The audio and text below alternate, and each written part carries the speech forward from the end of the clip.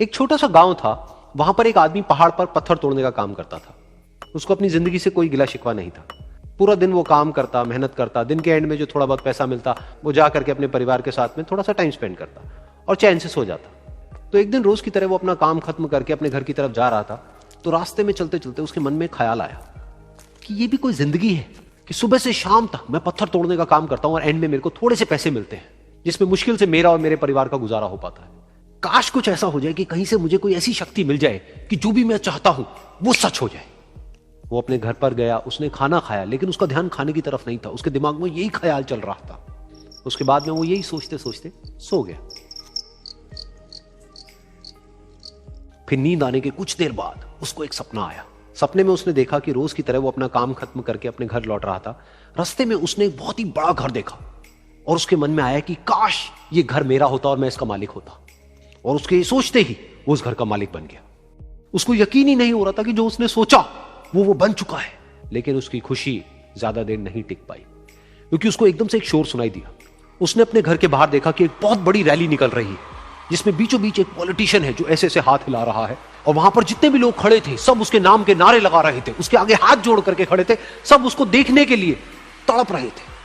तब उसको यह एहसास हुआ कि मैं कितना छोटा हूं उसके आगे। और फिर उसके अंदर से एक ख्याल उठा कि काश मैं ये पॉलिटिशियन होता और मेरे पास भी इतनी ही पावर होती जितनी कि इसके पास में है। बस उसका इतना सा सोचने की देर थी, वो पॉलिटिशियन बन गया। उसकी खुशी का ठिकाना नहीं था, क्योंकि उसके आसपास में हजारों लोगों की भीड़ थी और सब उसको देखने के लिए तरस रहे थे, तड़प रहे थे। लेकिन उसकी ये खुशी भी ज्यादा देर नहीं टिक पाई। धूप बहुत ही तेज थी और उस पॉलिटिशियन को आदत नहीं थी इतनी गर्मी में रहने की। तो उस धूप की वजह से उसको चक्कर आ गए और वो बेहोश होकर के गिर गया। फिर उसको एहसास हुआ कि ये पॉलिटिशियन सबसे ताकतवर नहीं है, ये जो सूरज है ये सबसे ताकतवर है। और उसके मन में आया कि काश मैं ये सूरज बन जाऊं तो मेरे आगे कोई नहीं टिक पाएगा। और उसका इतना सा सोचने की देर थी और वो सूरज बन गया। और वो खुशी से पागल हो गया, क्योंकि पूरी दुनिया को वो ही रोशन कर रहा था और पूरी दुनिया में ऐसा कोई नहीं था जो कि उसकी रोशनी को रोक सके। लेकिन उसकी ये खुशी भी ज्यादा देर टिक नहीं पाई, क्योंकि कुछ ही देर बाद आसमान में कुछ काले बादल आए जिन्होंने कि उस सूरज की रोशनी को रोक दिया।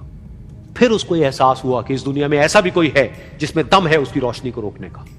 और उसके मन में एक ख्याल उठा कि काश मैं वो बादल बन जाऊं। और वो बादल बन गया और आसमान में उड़ने लगा। उसको ऐसा लगा कि मैं आसमान में उड़ रहा हूं और अब मैं जहां चाहे वहां जा सकता हूं। लेकिन कुछ देर बाद वहां पर एक बहुत तेज हवा का झोंका आया जो कि उन बादलों को उड़ा करके ले गया।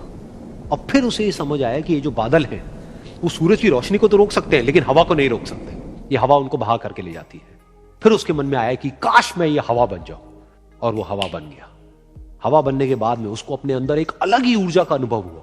वो चाहे तो आराम से बहता और चाहे तो आंधी बन करके, तूफान बन करके, जिसको भी चाहे उड़ा करके ले जाता। उसको ये विश्वास होने ही लगा था कि इस दुनिया में सबसे ज्यादा शक्तिशाली मैं हूं। लेकिन तभी उसके सामने आया एक पहाड़। उसने अपनी पूरी ताकत लगा दी लेकिन उस पहाड़ को वो इतना सा भी नहीं हिला पाया। तब उसको यह एहसास हुआ कि इस दुनिया में कोई है जो हवा से भी ज्यादा शक्तिशाली है, जिसमें दम है उस हवा को रोकने का। फिर उसके मन में आया कि काश मैं ये पहाड़ होता। और वो पहाड़ बन गया। लेकिन हर बार की तरह इस बार भी उसकी खुशी ज्यादा देर तक नहीं टिक पाई। उसको एक जानी पहचानी सी आवाज सुनाई दी और साथ ही साथ उसको दर्द होने लगा, जैसे कि कोई है जो उसको तोड़ रहा है, उसको मार रहा है। तो दर्द से वो चीखने लगा और उसके मन में आया कि काश मैं वो बन जाऊं जो कि इस पहाड़ को तोड़ने का दम रखता है। लेकिन इस बार उसकी एक ख्वाहिश पूरी नहीं हुई। वो रोने लगा, चीखने लगा, चिल्लाने लगा। उसने अपनी पूरी जान लगा दी लेकिन इस बार वो नहीं बन पाया। उसका दर्द बढ़ता ही चला जा रहा था और दर्द की वजह से एकदम से उसकी नींद खुली और सामने शीशा था। उसने शीशे में देखा और उसको समझ आया कि सपने में मैं वो क्यों नहीं बन पा रहा था जो मैं बनना चाहता था, क्योंकि असलियत में